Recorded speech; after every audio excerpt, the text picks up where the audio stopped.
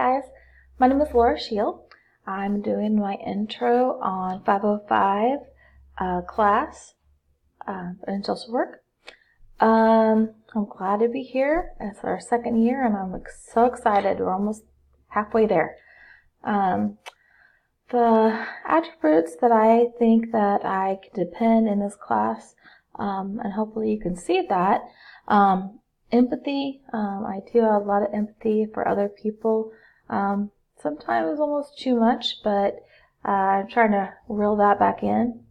I want them to understand that I do understand where they're coming from, and I can hopefully do anything I can to make things better. Also, skills. I had probably 20 years of different things coming on in my life, which actually will help me be a better social worker. It's something that between having a husband pass away, or kids leave, or empty nest syndrome, or stroke, anything like that, I've dealt with it, and I'm ready to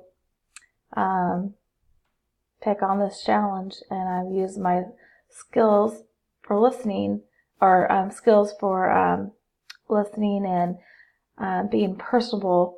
I think that's a good way to start a conversation.